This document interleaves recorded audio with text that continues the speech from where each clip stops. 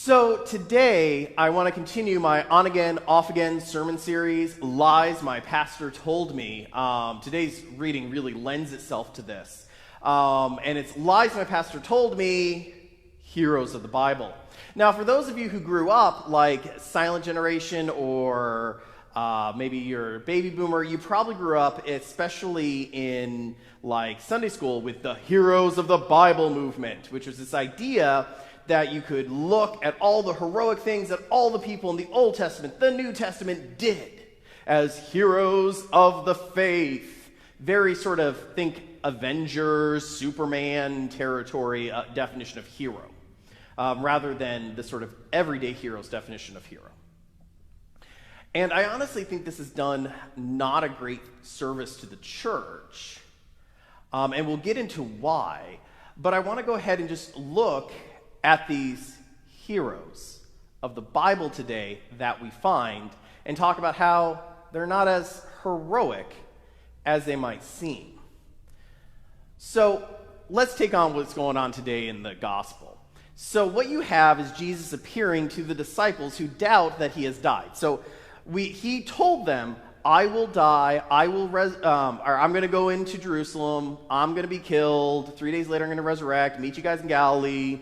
And then he appears to him, right? Doubting Thomas, all that. So what we have here is the sort of period. They still haven't gone to Galilee. They still don't really believe that he is like the risen Christ. In fact, what it seems is that they're going along with something that was said earlier, which is this idea that maybe the only logical scenario here is he's a ghost. But you know what ghosts can't do? They can't eat broiled fish. I mean, this is the logic that like me and my buddies would have had like in middle school. Only solution, a ghost? Really? Everything else came true and you guys are on ghost. And I honestly believe that is sort of where Jesus is when he shows up. That's why he's like, guys, I see you broiling the fish in the back. Give me some broiled fish. Look, I'm not a ghost. I ate it and it didn't fall through me.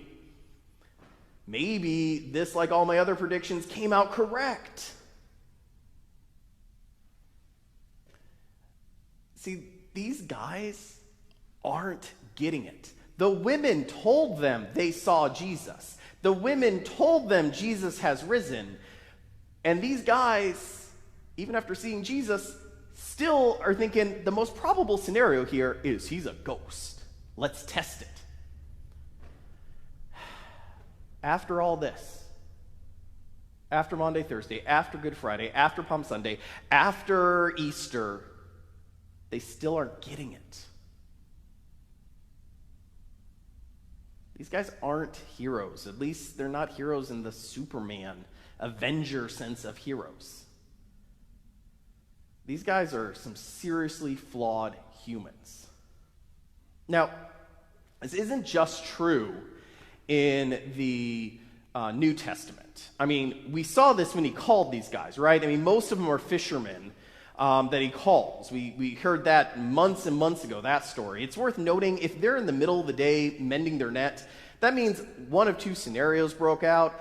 Either these yahoos took a net with holes in it to go fishing, which might explain why they didn't have any fish, or they dragged the net across the bottom of the lake, which is like Fisherman 101 don't do. Why? Because it rips up your net. I mean, these guys are not like the best fishermen. So when I say like these aren't the smartest folks, I'm not talking about education. I'm talking about the sort of fisherman who I saw the other day on the lake who's like in a paddle boat when there's a small craft advisory with a 64-pack of beer and a life jacket and a tackle box balancing out that little paddle boat he was paddling with his feet. Luckily enough, I also saw the Coast Guard cutter heading towards him very quickly. But it's not just true in the New Testament that God picks very imperfect people, but it's really true also in the Old Testament, right? You look at Abraham, he's sort of a con artist. If you don't believe me, go ahead and read Genesis. He goes, he's the descendant of Noah, who, again, if you read Genesis, had a drinking problem. If you go ahead and keep reading Genesis, you're going to find that Isaac is that poor guy who's going ahead and desperately trying to not repeat the mistakes of his dad, only to repeat the mistakes of his dad. Jacob's not too different, and on and on and on.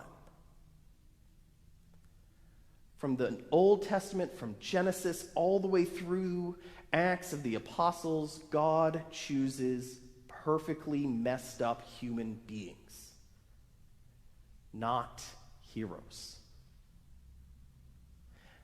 And this gets to the problem I have with the heroes of the Bible. See, the heroes of the Bible movement gave us this impression that what you needed to do to be a godly person was to first be a hero.